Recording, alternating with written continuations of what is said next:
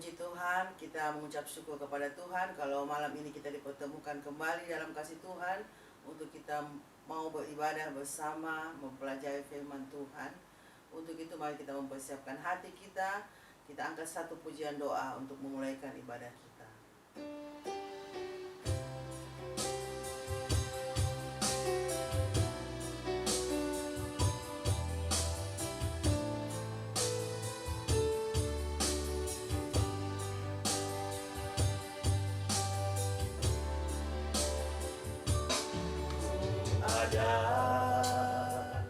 Sebab anugerah-Mu ku ada, karena kasih-Mu Tuhan Yesus.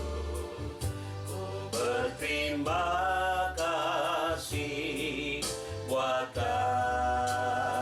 kasih rahmat-Mu. Terima kasih Yesus, terima kasih. Hanya anugerah-Mu buat hidupku sekarang.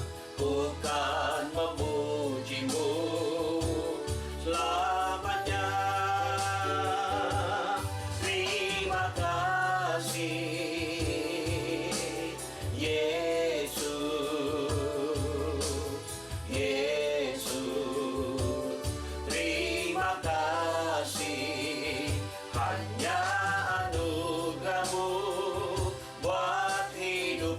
sekarang. Ku kan memuji-Mu lamanya.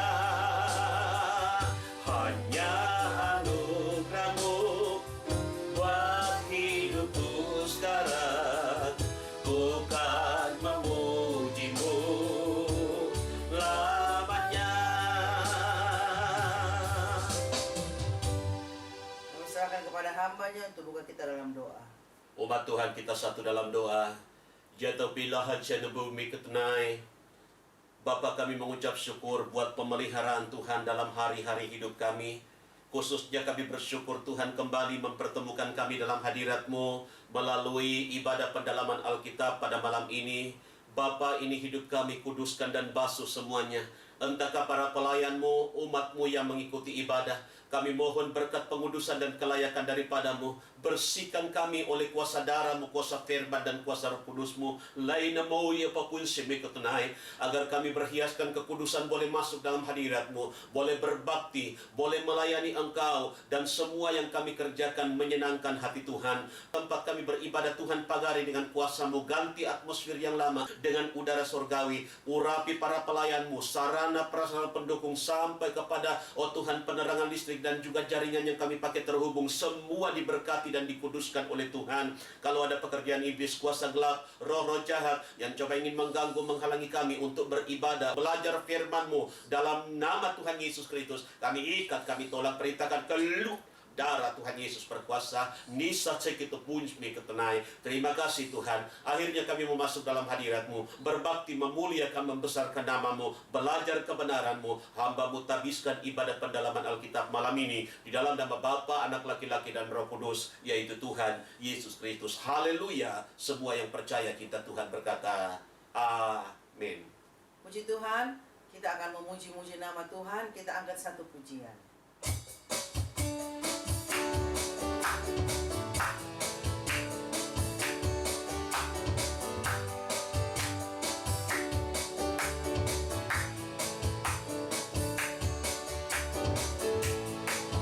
Sekarang telah tiba keselamatan dan kuasa dan pemerintahan Allah kita, kuasanya yang diurapinya, karena telah dilemparkannya para pendakwa kita.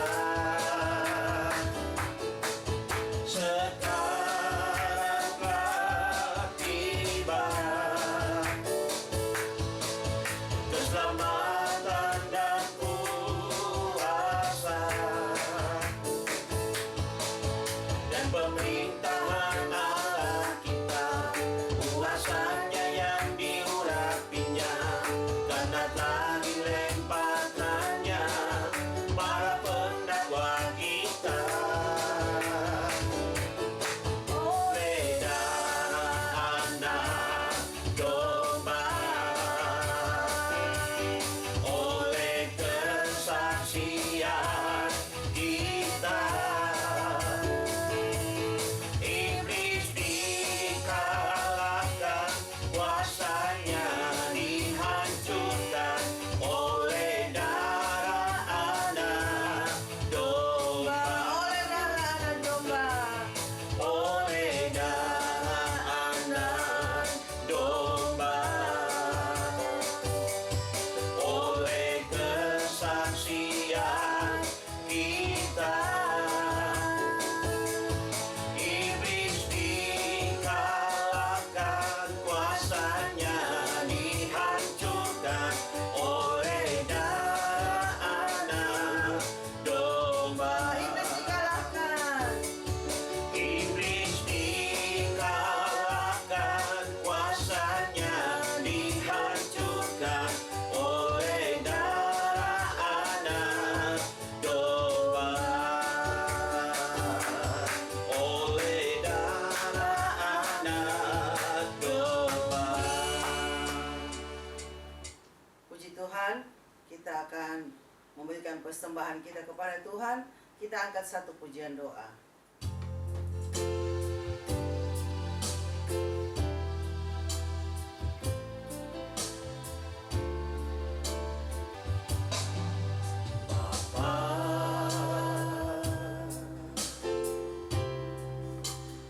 Engkau sungguh baik, kasih-Mu melimpah di hidupku.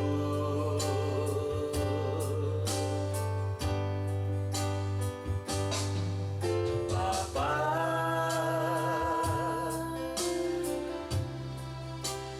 ku berterima kasih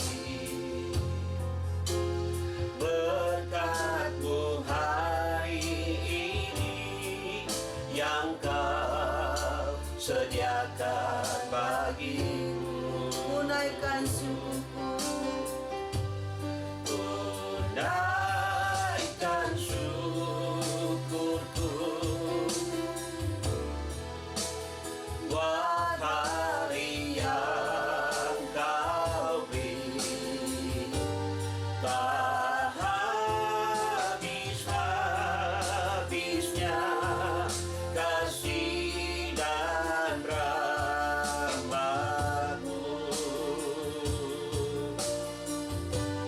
Lalu baru dan tak pernah terlambat pertolongan-Mu, besar setia-Mu di sepanjang hidupku. Besar setia-Mu di sepanjang hidupku. Mari kita berdoa. Segala puji, hormat, kemuliaan hanya bagi-Mu Bapa di surga. Bapa yang kami sembah di dalam nama Tuhan Yesus Kristus.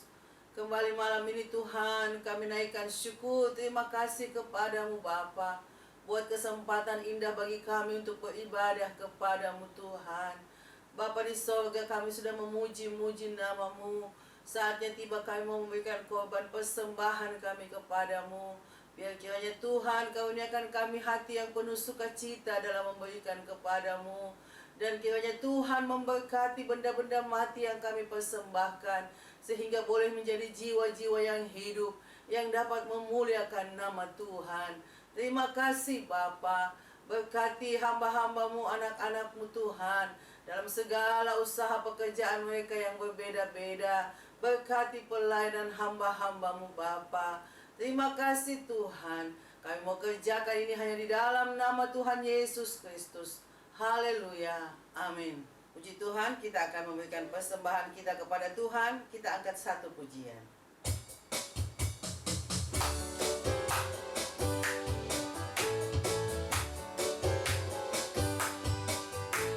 Sungai sukacitamu mengalir dalamku, anggur sukacitamu melimpah dalamku. Ku menari dan bersuka, puji-Mu di setiap waktu, sebab sungai sukacitamu ada dalamku. Mengalir bersamamu, bersuka di dalammu, mengikutimu Tuhan dalam kegerakanmu, melayanimu Tuhan di dalam sukacitamu, sebab hanya Tuhan yang membuat sukacitaku penuh. Tuhan yang membuat sukacitaku penuh. Tuhan memberkati persembahan kita kepada Tuhan, dan tiba saatnya kita mau mendengarkan firman Tuhan. Kita angkat satu pujian doa.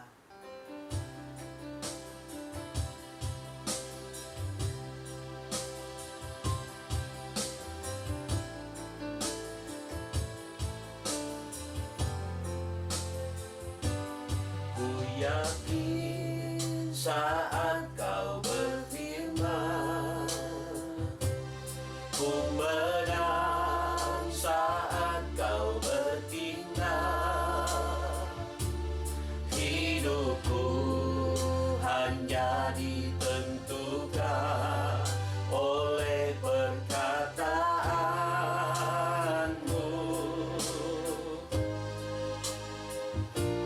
Ku aman karena Kau menjaga, ku kuat karena Kau menopang. Hidupku hanya ditentukan oleh kuasa-Mu.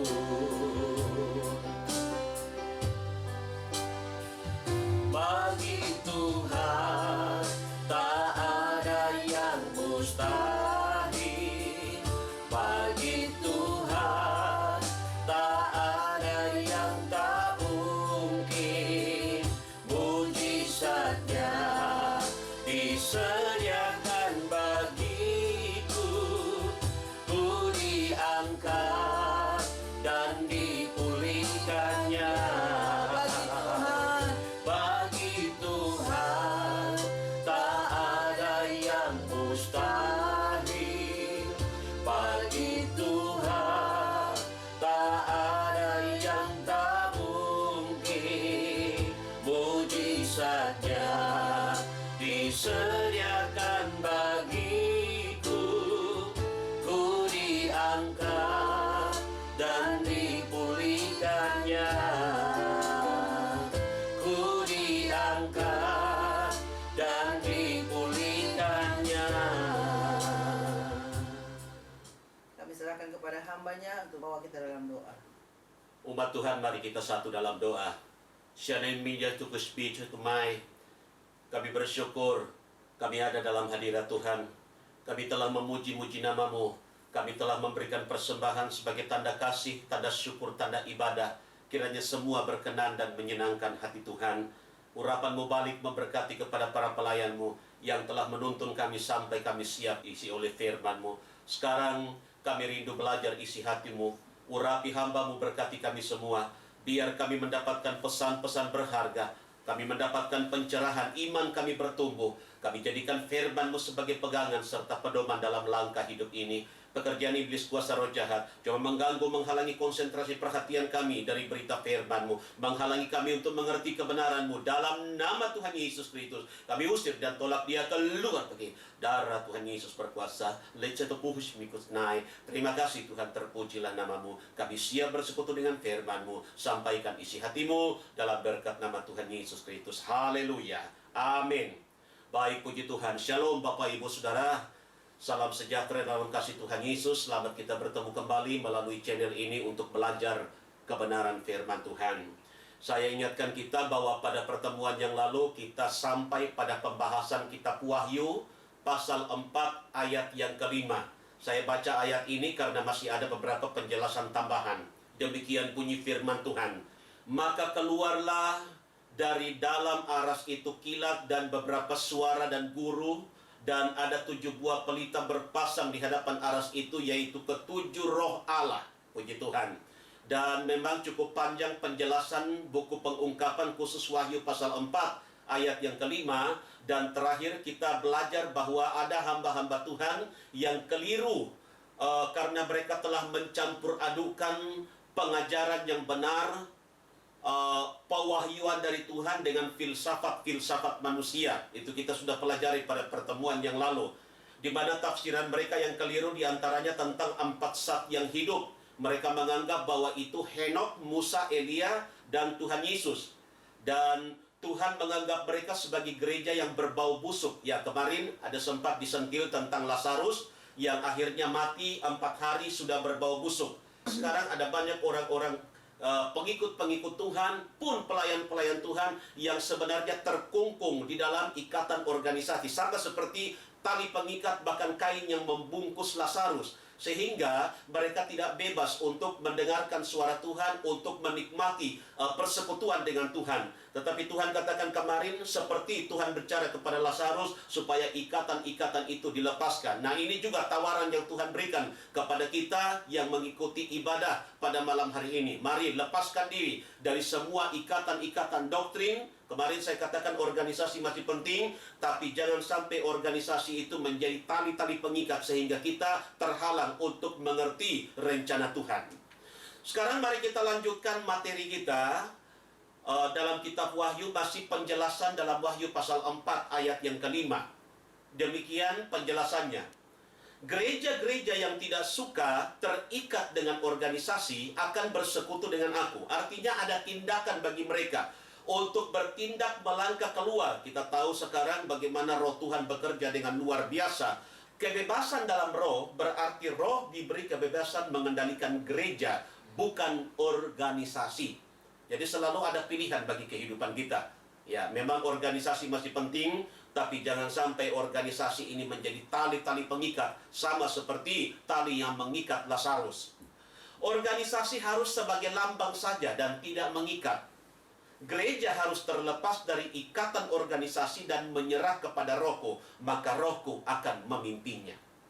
Pada akhirnya Bapak Ibu Saudara, di sorga tidak ada organisasi, yang ada organisme yang hidup, yang sudah disempurnakan di dalam roh, jiwa, dan tubuh. Untuk itu, walaupun kita sekarang hidup di satu bangsa bernegara, memang ada aturan-aturan pemerintah bahwa semua pengikut kepercayaan itu harus dilindungi dalam satu wadah yang namanya organisasi. Itu pun penting, tapi jangan sampai wadah tersebut itu menjadi tali-tali pengikat sehingga kita tidak bisa mencari kehendak Tuhan, tidak bisa belajar dan mengerti isi hati Tuhan.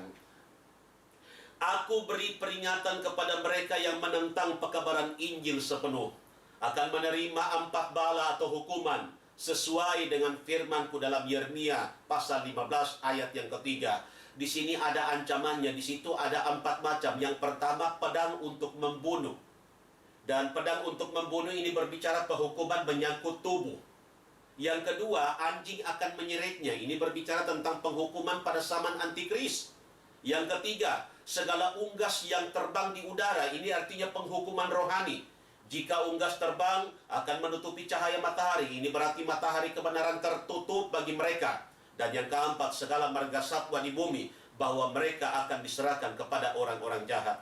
Saudara perhatikan, ada 4 hal ini. Inilah hukuman yang Tuhan beri bagi orang yang menolak kebenaran, menolak pengungkapan yang Tuhan nyatakan.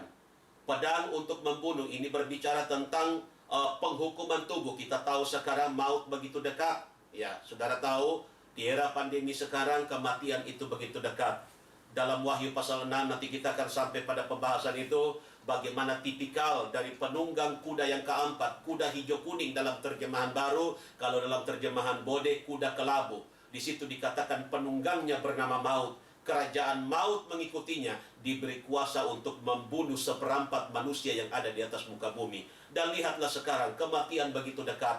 Betul apa yang Daud katakan kepada sahabatnya Yonatan, selangkah jua hidupku dengan maut. Yesus mengatakan siapa manusia dengan khawatirnya dapat menambah sehakta pada jalan hidupnya. Lihat sekarang, kalau kita tidak ada dalam zona perlindungan Tuhan, maka maut ada di depan kita dan sewaktu-waktu hidup seseorang direnggut oleh maut. Tapi kalau kita terima pengajaran, kita berkecimpung dalam pengajaran, saya percaya ada perlindungan Tuhan. Anjing akan menyeretnya. Kita tahu saudara, orang-orang yang menolak pekabaran, pengungkapan rahasia kebenaran firman Tuhan seperti yang kita pelajari, khususnya penjelasan tentang halaman tidak diukur, ini artinya memang sudah diserahkan kepada pembinasa. Ini artinya anjing itu gambaran tentang antikris. Orang-orang yang tidak disempurnakan sebentar di dalam roh, jiwa, dan tubuh, mereka akan tertinggal.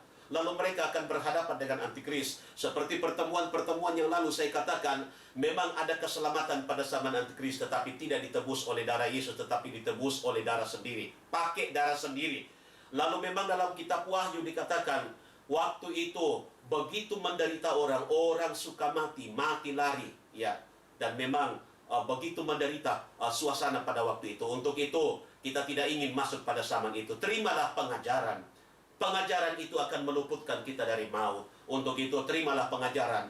Apapun yang disampaikan oleh hamba-hamba Tuhan, kalau itu bersumber dan terinspirasi daripada penyataan kuasa Tuhan, saya percaya kita terima, kita praktekkan, maka kita selain terlindung selama di dunia ini, maka pada waktu masuk zaman antikris, kita ini akan disingkirkan oleh Tuhan.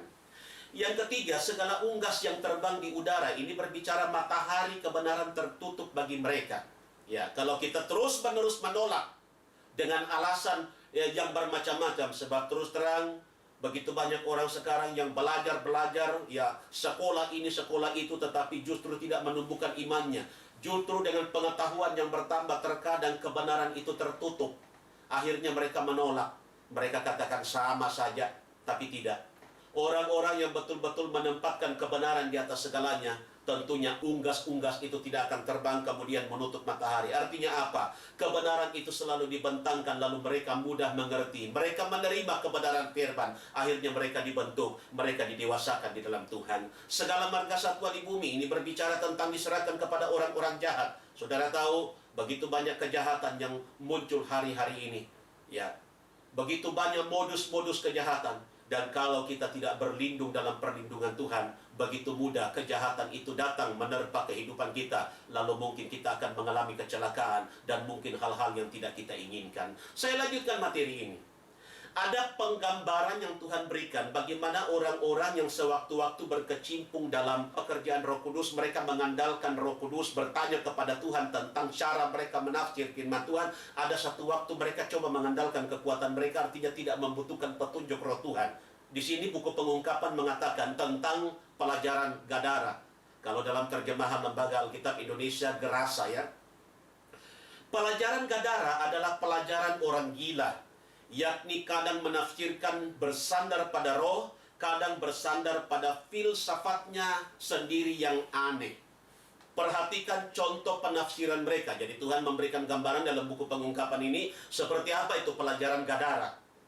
Yang pertama, tafsiran tentang orang Majus dalam Matius pasal 2 ayat 1-12.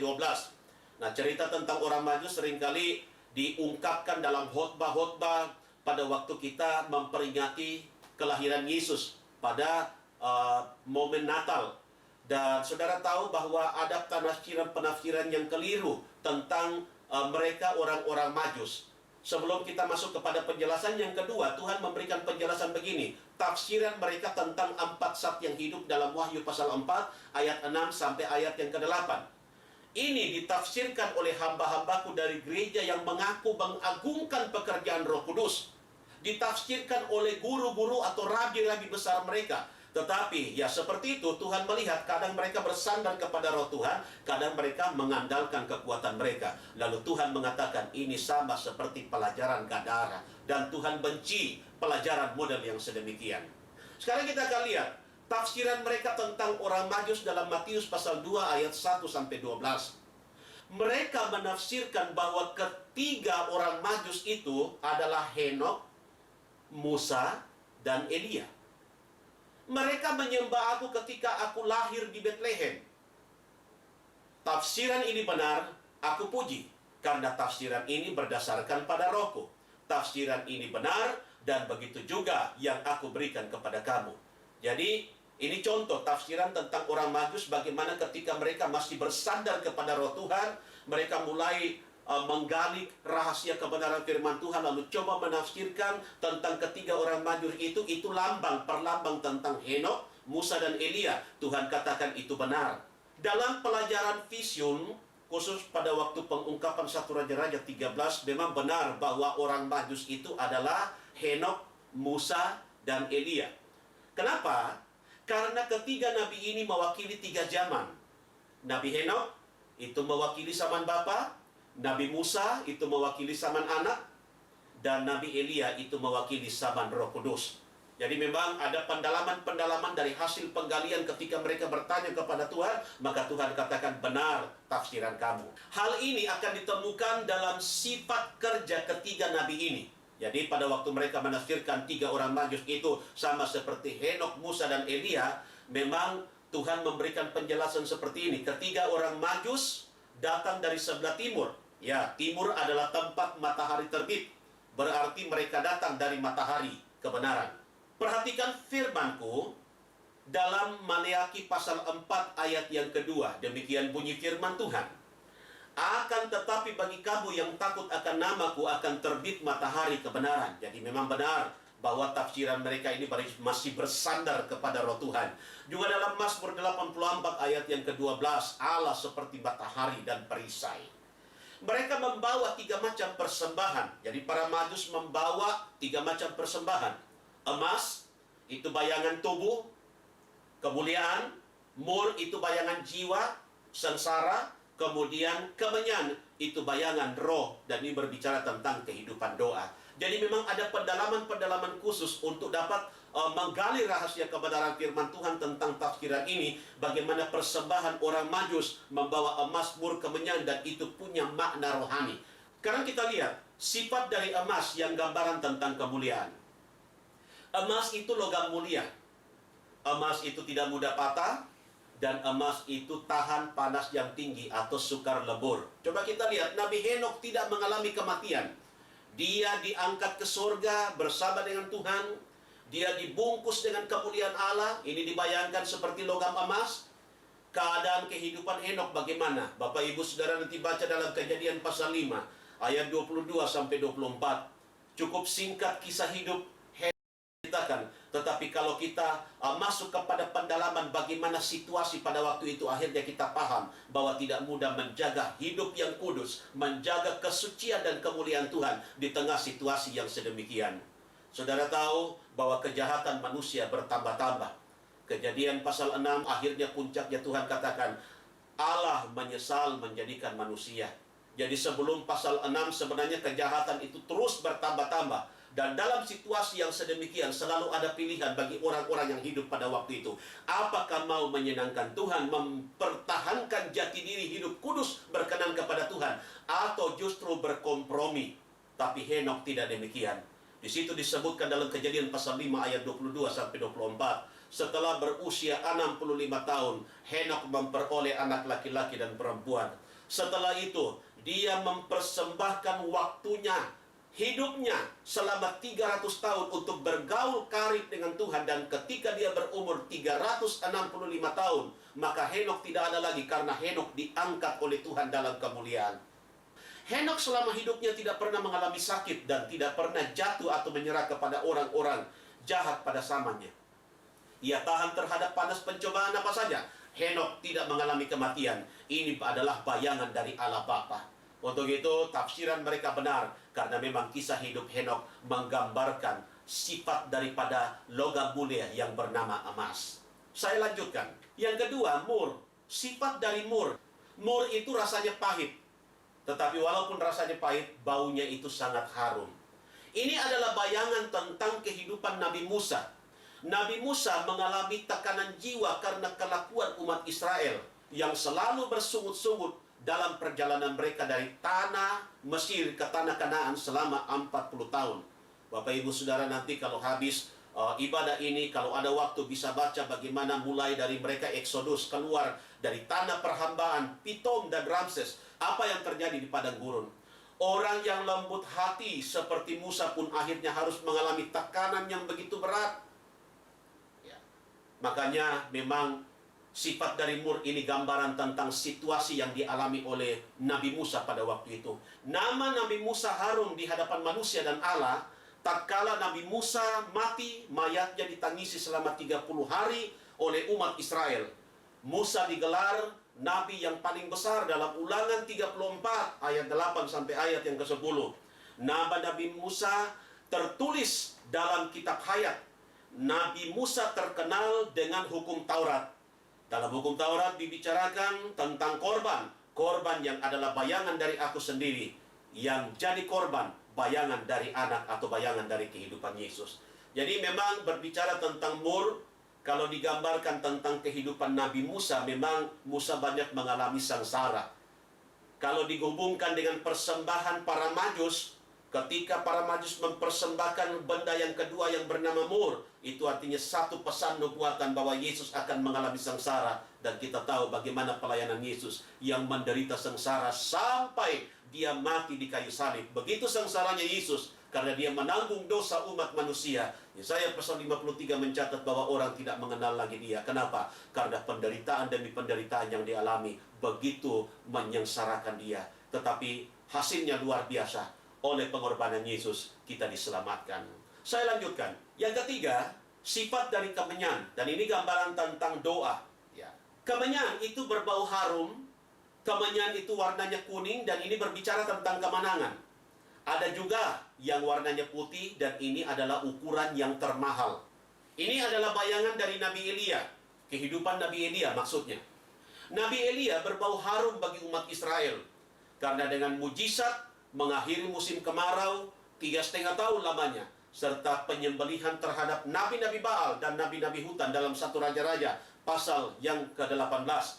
Nabi Elia mengalami kemenangan dari pengejaran Raja Ahab dan Isabel sampai pada hari keangkatannya. Tidak ada satu tangan pun yang menjamah dia. Nabi Elia terkenal dengan korbannya di atas Gunung Karmel, di mana korbannya dijilat api dari sorga di hadapan umat Israel serta nabi-nabi Baal dan nabi-nabi hutan. Api ini adalah bayangan tentang Roh Kudus. Ketiga nabi ini datang ke Bethlehem waktu aku dilahirkan di kandang. Ketiganya datang menyembah aku dengan membawa 3 jenis persembahan, emas, mur, dan kemenyan. Ini berarti aku adalah Tuhan mereka. Ini adalah tafsiran yang benar oleh rabi dari gereja-gereja yang mengagungkan pekerjaan Roh Kudus. Tafsiran mereka aku puji karena bersandar kepada Rohku, kata Tuhan. Sekarang kita lihat tafsiran tentang 4 zat yang hidup. Rupanya mereka keliru. Demikian penjelasannya. Guru-guru besar dari gereja aliran yang mengagungkan pekerjaan Roh Kudus rupanya keliru menafsir. Kalau tadi mereka menafsir, mereka bersandar kepada Roh Tuhan tentang 3 orang majus, maka sekarang tafsiran untuk 4 zat yang hidup itu mereka memakai filsafat mereka. Ini Tuhan gambarkan seperti tafsiran Gadara. Mereka menafsir bahwa 4 zat yang hidup adalah berbicara tentang Nabi Henokh, Musa, Elia, dan aku. Kalau kita melihat ada beberapa tulisan-tulisan mereka yang sudah dibukukan, nanti mungkin Bapak Ibu Saudara bisa cari bahwa mereka menafsirkan dengan cara yang sedemikian. Ya, di sini Tuhan katakan periksa pelajaran mereka. Kemudian dalam pelajaran tabernakel, 4 tiang pada pintu masuk ke ruangan Maha Kudus, mereka pun menafsirkannya bahwa itu Nabi Henokh, Musa, Elia, dan aku. Yang dimaksudkan ini adalah Tuhan Yesus. Periksalah pelajaran mereka ketika mereka menafsirkan tentang pelajaran tabernakel. Kalau tadinya mereka menafsir bahwa Nabi Henokh, Musa, dan Elia datang menyembah aku, tatkala aku lahir di Bethlehem, berarti aku adalah Tuhan mereka itu. Tetapi sekarang dalam 4 saat yang hidup, mereka samakan aku dengan ketiga nabi tersebut. Mereka lupa bahwa sedangkan Yahya atau Yohanes Pembaptis yang lebih besar dari ketiga nabi itu tidak menganggap dirinya setara dengan aku. Mari kita lihat beberapa penjelasan firman Tuhan. Matius pasal 3 ayat 11, perhatikan firmanku berikut ini. Sesungguhnya aku ini membaptiskan kamu dengan air supaya kamu bertobat. Tetapi orang yang akan datang kemudian daripadaku, maka tiadalah berlayak aku menjadi pengangkat kasutnya. Ia akan membaptis kamu dengan Roh Kudus dan api. Juga dalam Matius pasal 11 ayat yang ke-11, demikian bunyi firman Tuhan. Dengan sesungguhnya aku berkata kepadamu, bahwa di antara segala orang yang dilahirkan oleh perempuan, belum bangkit seorang pun yang lebih besar daripada Yahya Pembaptis. Tetapi yang terkecil dalam kerajaan sorga itulah yang lebih besar daripadanya. Jadi merujuk kepada 2 ayat ini, kita diingatkan bagaimana Rasul Yohanes, seorang yang dilantik khusus untuk membaptis Yesus, bahkan mendahului pelayanan Yesus, diperkirakan kurang lebih 6 bulan. Yesus sendiri, firman Tuhan mengatakan bahwa orang ini adalah orang yang terbesar di antara manusia yang pernah lahir. Tetapi dia sendiri tidak menganggap dirinya setara. Jadi ketika ada orang-orang yang coba memaksakan menafsir bahwa 4 saat yang hidup dan 4 yang untuk masuk ke dalam ruangan Maha Kudus itu sama seperti Musa, Elia, Henok, kemudian Tuhan Yesus, ini tafsiran yang keliru. Kenapa? Sebab mereka mensejajarkan manusia dengan Tuhan Yesus. Saya lanjutkan. Yahya Pembaptis seorang nabi yang lebih besar dari ketiga nabi tadi. Di kerajaan sorga adalah yang terkecil, tidak setara dengan aku. Kenapa guru-guru besar dari aliran yang mengagungkan pekerjaan Roh Kudus mau menyamakan aku dengan ketiga nabi tadi? Adakah yang sama dengan aku? Bolehkah aku disamakan dengan manusia?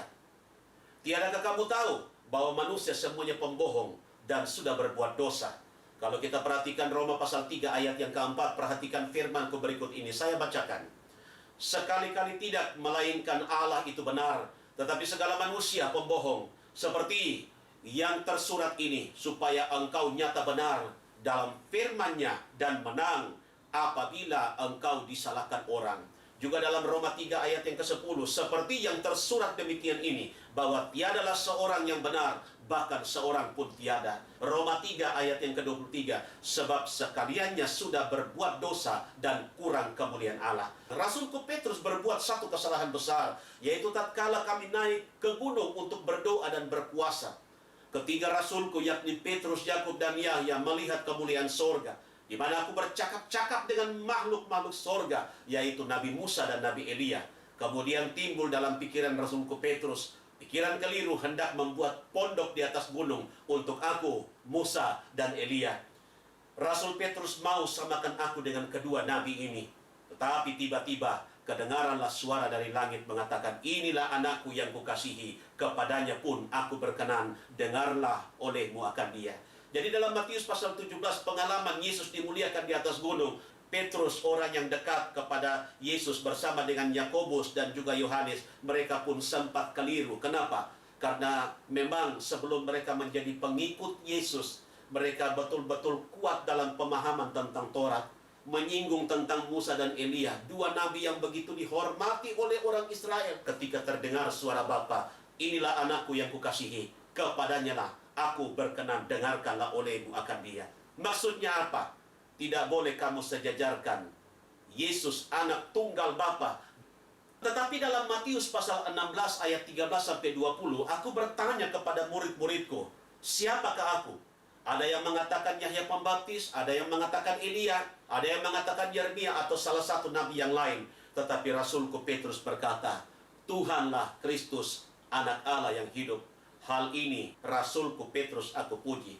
Jadi Rasul Petrus itu sama seperti manusia biasa yang juga kadang tidak stabil. Ada satu sisi ketika dia bersungguh-sungguh kepada Tuhan, dia mendapatkan sebuah pewahyuan dan akhirnya terucaplah kalimat ini. Ketika murid-murid Tuhan sibuk menyamakan siapa Yesus, ada yang katakan Yohanes Pembaptis, Elia, Yeremia. Rupanya Rasul Petrus mendapatkan pewahyuan dari Tuhan. Tuhanlah Kristus, anak Allah yang hidup. Ketika kita bersandar kepada roh Tuhan, ketika kita mengandalkan Tuhan, bertanya kepada Tuhan, saya percaya Tuhan akan mengungkapkan jati dirinya. Tuhan akan mengungkapkan siapa dirinya. Sehingga pada waktu kita belajar kebenaran firman Tuhan, kita menafsirkan kebenaran firman Tuhan. Saya ingatkan khusus kita para pelayan, jangan coba-coba mengandalkan kekuatan kita. Sebab pada waktu kita mengandalkan kekuatan kita, maka pada waktu kita memaksakan untuk menggali kebenaran firman Tuhan dengan logika kita, kita akan keluar dari jalur kebenaran firman Tuhan. Dan pada waktu kita paksakan untuk ajarkan kepada jemaat, maka Tuhan pasti akan berhadapan dengan orang-orang yang sedemikian. Sebab kebenaran firman, makanan yang disajikan, itu tidak sesuai dengan sumber yang diharapkan oleh Tuhan. Baik, puji Tuhan, Tuhan memberkati kita dengan firman-Nya. Pada pertemuan berikut kita lanjutkan materi kita. Dan mari kita siapkan hati kita untuk masuk dalam penyembahan. Mari kita berlutut semua. Bapak, Ibu, Saudara yang rindu dipenuhkan dengan kuasa Roh Kudus, mari saudara menyerah sungguh-sungguh, menyanyi sungguh-sungguh, hancur hati kalau perlu menangis. Saya percaya pada waktu saudara sebutkan haleluya, haleluya, saudara kontak dengan Tuhan, roh Tuhan akan memenuhi saudara karena Yesus adalah pembaptis agung Roh Kudus. Saudara yang sudah penuh dengan Roh Kudus, sebentar kita akan masuk dalam menyanyi akal. Sesudah itu kita menyanyi dalam roh, dan sesudah itu kita akan masuk dalam penyembahan. Kemudian kita ambil waktu sebentar untuk menaikkan doa-doa pribadi kita kepada Tuhan. Kita angkat satu pujian.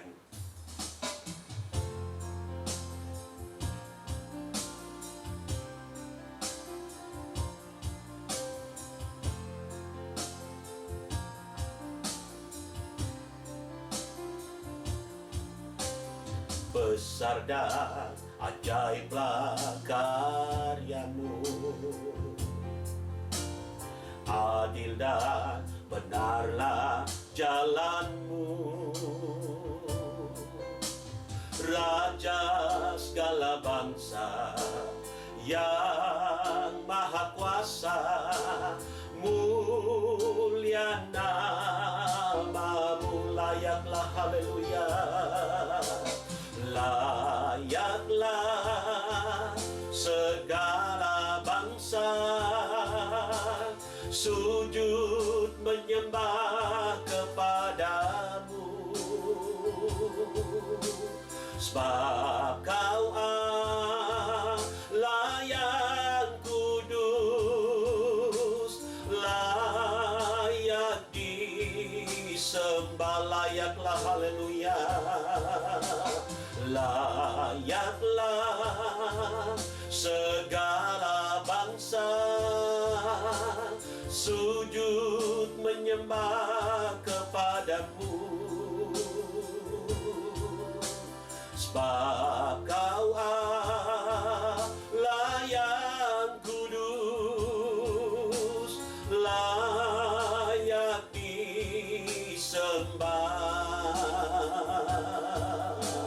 layak disembah. Haleluya, haleluya, haleluya. Bapa, kami mengucap syukur buat kebenaran firman-Mu. Kami telah belajar isi hati-Mu, khususnya kitab Wahyu.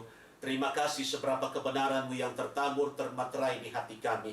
Bawa kami kepada pengertian yang lebih lagi, agar kami bisa menangkap pesan-pesan Tuhan. Kami dibangun, kami didewasakan di dalam Tuhan. Terima kasih sesudah kami mendengarkan firman-Mu, rindu hati kami untuk masuk lebih dalam menyembah Tuhan. Kuduskan kami, basuh kami dengan darah-Mu, ampuni dosa, kekurangan, kelemahan. Lais pemina kunsai. Saudara-saudara kami yang rindu dipenuhkan dengan kuasa Roh Kudus-Mu, baptis mereka dengan kuasa Roh Kudus-Mu. Lalu yang sudah penuh dengan Roh Kudus, tingkatkan penyerahan mereka, agar supaya ketika kami menyembah Tuhan, kami bisa merasakan hadirat Tuhan. Terima kasih. Kuasa iblis roh jahat yang coba mengganggu, menghalangi kami untuk menyembah Tuhan, dalam nama Tuhan Yesus, kami usir, kami tolak dia keluar pergi. Darah Tuhan Yesus berkuasa. Ranhot stay pakun salamai. Terima kasih Tuhan, terpujilah nama-Mu Tuhan. Ini kami yang siap menyembah Tuhan dalam nama Tuhan Yesus Kristus. Haleluya. Mari kita berlutut yang baik. Yesus baik, baik buat saya. Yesus baik, baik buat saya. Ku tak dapat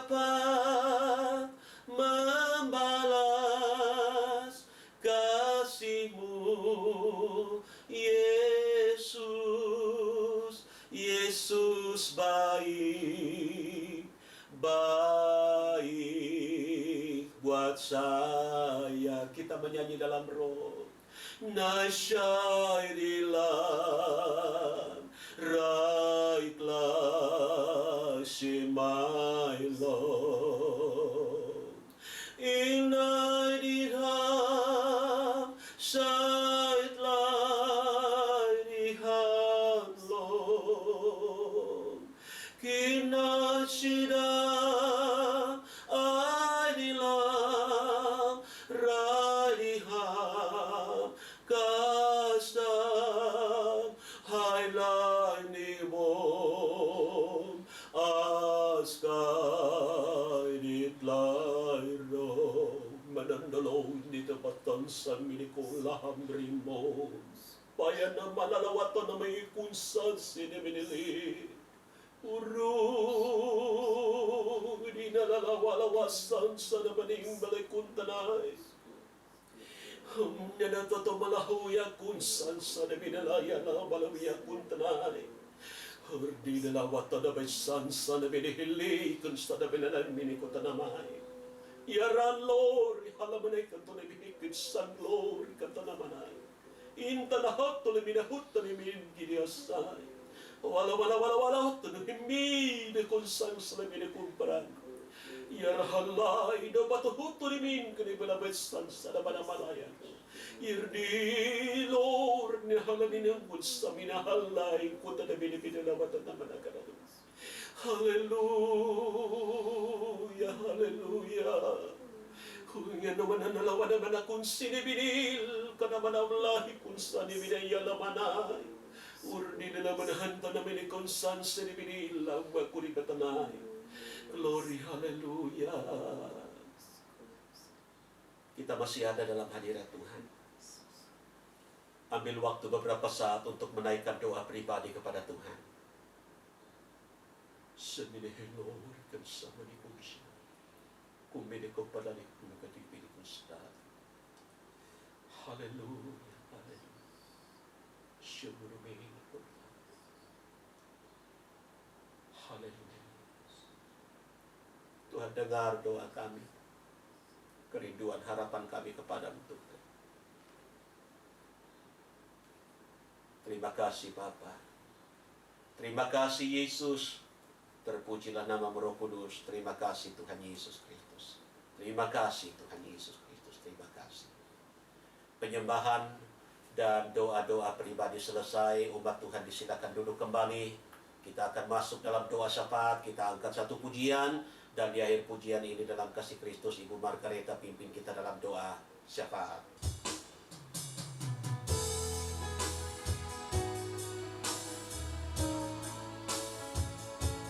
Tiada pernah kuragukan kasih setiamu ya Tuhan.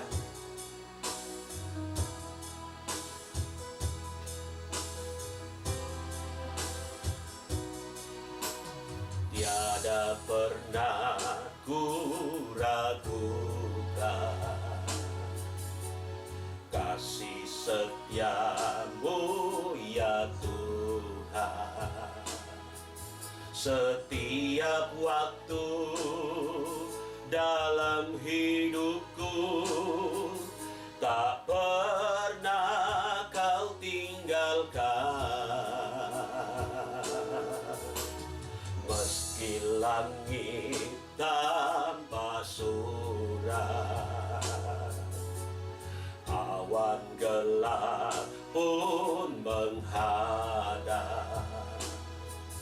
Hadapi badai, lewati gelombang, tak pernah kau tinggalkan diriku.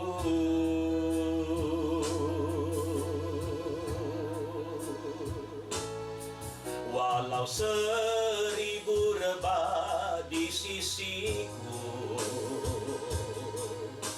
kau tetaplah Allah penolongku. Walau 10.000 rebah di kananku, takkan ku goyah, sebab Yesus sertaku. Takkan ku goyah, sebab Yesus sertaku.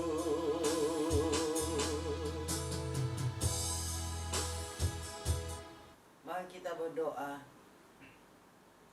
Segala puji, hormat, kemuliaan hanya bagi-Mu Bapa di surga. Kami bersyukur, berterima kasih Bapa buat kehadiran-Mu di tengah-tengah ibadah kami. Baik melalui kebenaran firman-Mu maupun melalui doa dan penyembahan kepada-Mu. Kami boleh merasakan Engkau hadir dan memberkati kehidupan kami. Terima kasih Bapa, terpujilah nama-Mu Tuhan. Saat ini Bapa, kami datang kepadamu membawa segenap pergumulan kami, membawa segala kerinduan kami. Karena itu Bapa, biarlah Engkau menyatakan kuasa-Mu, menyatakan pertolongan-Mu dalam kehidupan kami. Bapa di sorga, kami bawa kepadamu buat anak-anak-Mu, hamba-hamba-Mu Tuhan, yang saat ini mengikuti ibadah online ini Bapa. Tuhan, kunjungi mereka satu persatu. Apa yang menjadi kebutuhan, keperluan mereka, Tuhan nyatakan pertolongan-Mu. Kalau ada yang sakit, Tuhan jamah sembuhkan mereka.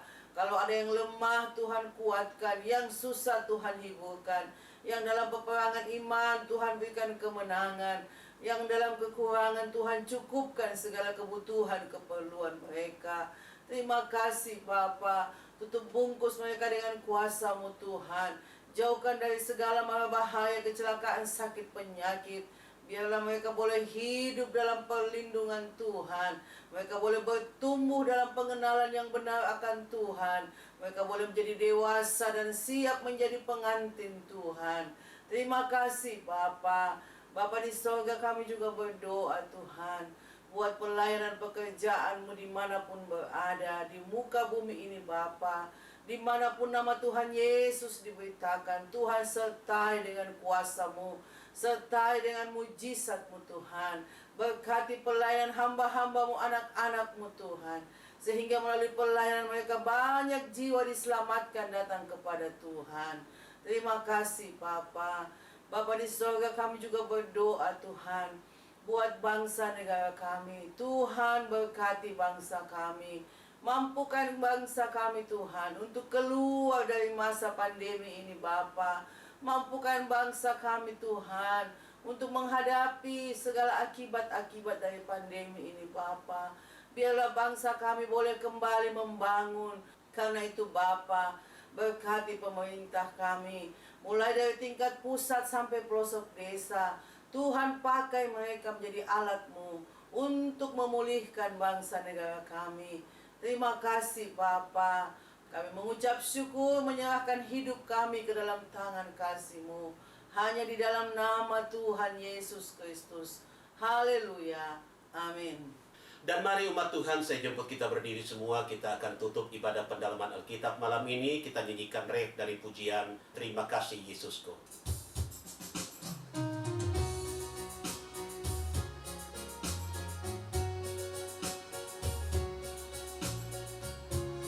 Terima kasih Yesusku, terima kasih Yesusku. Puji syukur hanya bagi Tuhanku.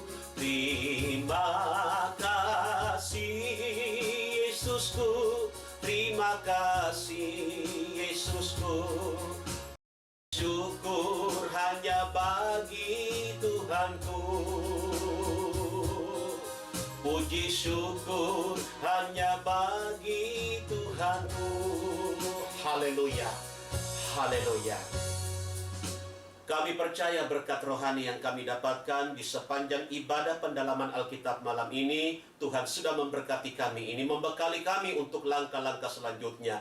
Setelah ibadah selesai, kami akan kembali ke tempat kerja, tugas, aktivitas, apapun yang masih bisa kami kerjakan. Tuhan dampingi kami, biar kami disertai, kami dilindungi, kami dijaga. Kapan waktu kami bertemu dalam kasih-Mu, kami boleh berkumpul, beribadah, belajar kebenaran-Mu, dan diberkati lagi. Kuasa iblis, roh jahat, roh maut, kecelakaan, mara bahaya, sakit, penyakit, bahkan roh-roh yang mendatangkan rugi dan celaka, kami usir, tolak dalam nama Tuhan Yesus. Kami hardik dia ia keluar menjauh dari hidup kami. Darah Tuhan Yesus berkuasa membungkus dan menguduskan. Likut semikus naik. Terima kasih Tuhan, terpujilah namamu.